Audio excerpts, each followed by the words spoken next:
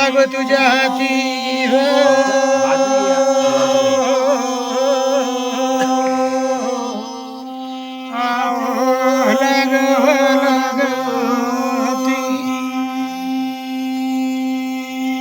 म्हणून पाणी बाबा नाशिक सारखा जिल्हा कळवण सारखा तालुका दिंडोरी सारखा तालुक्यामध्ये पारेगाव सारखा नाव पारेगाव सारखी वस्तीवाडीचा हनुमान बैला मान करतो मानगाव चाल रे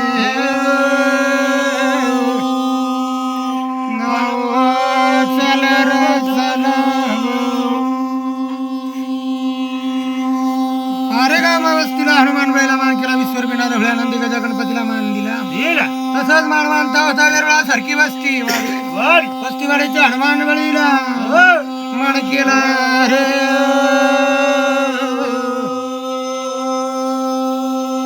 केला र केला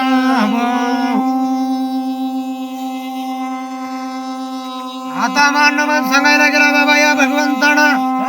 या धरतीवरती 800 गवळा 900 दोरा 52 गवळा 360 गुपित गवळा देवणा तयार केला रे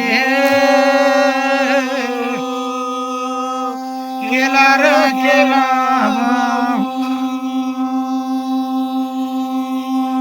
म्हणून बाबा 360 गुपित गवळा तयार केलेला आहे आणि या धुळे जिल्ह्यामध्ये डुकरीपाडा म्हणून गाव नगरी आहे डुकरीपाडी शेजारी आणि पाणी बाबा कसरी कोल्हाट्या सारखा गवळा आहे लय सत्वाचा बारी लय सत्वाचा बारी म्हणून बाबा या कोल्हाट्या सारख्या गवळाला कोल्हाट्या गवळाच्या बाबा या चिरबंदोटेला मान केला चिरबंदोटेला चुनगाच बारीला मान केला कोल्हाट्या गवळाच्या कोल्हाटी माऊलीच्या समघराला देवा मान करू रे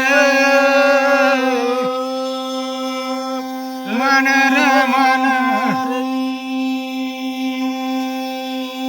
म्हणून कोल्हाट्या गवळाच्या कोल्हाट्या माऊलीला मान केला तिच्या भाषण कुसरला ती गबडाला मान दिला अन्नाद हन्नला देवा मान केला रे मानरी केला रे म्हणून कोल्हाट्या गवळाच्या होता बाबा दसकर निशाणकर दरवाजकरीला मान दिला राखणदारीला मान दिला साळातील बाळातीलला देवा मान केला रे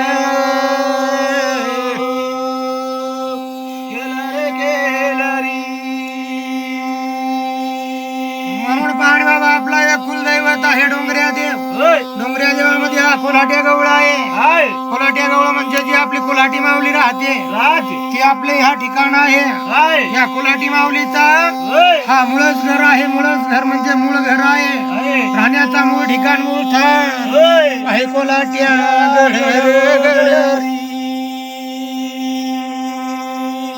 आहे कोल्हाट्या गडरी धनेरांबळी पासून बाबा 5 किलोमीटर अंतरावरती हा डुकरीपाडा गाव आहे डुकरीपाडा पासून तिथून 2-3 किलोमीटर अंतरावर हा पहाड आहे आणि पहाडाच्या वरती सिगरीला बाबा कोल्हाट्यागड आहे कोल्हाट्यागड म्हणजे तिथे जाऊन आपल्याला दर्शन घेताना कोल्हाटी घ्यावा लागते तर दर्शन होत अशा वेळामध्ये अरे मदिरे मदिरी म्हणून पाहणे आम्ही पारेगाव इथून